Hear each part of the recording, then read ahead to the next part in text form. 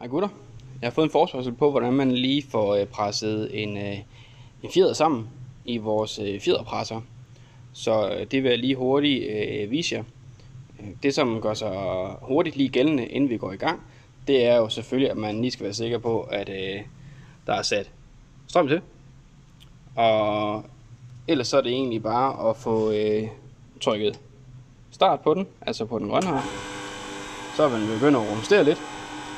Så har vi vores trædepedaler, der er kun op og ned, heldigvis. Og så har vi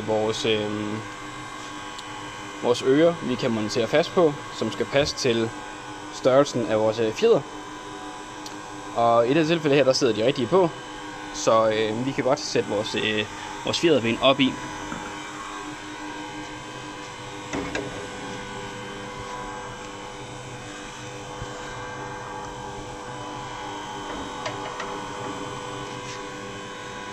Det der er vigtigt, inden vi begynder at sammenpresse noget osv., det er, at vi er sikre på, at vores fjeder de er inde bag ørerne, som skal være vores modhager, både for neden og for oven. Og når man er sikker på, at tingene sidder som de skal, så kan vi lukke vores bur til. Og det er en nødvendighed for, at man kan sammenpresse noget, at vi lukker vores bur til, så der sidder kontakt i. Og når det så er, så kan vi presse vores fjeder sammen.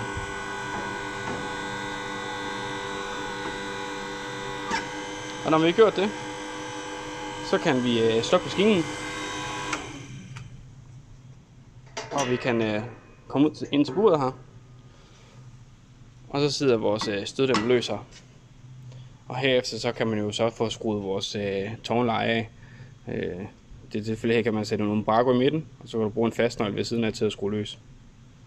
Så det er i hvert fald lige her, hvordan man bruger maskinen.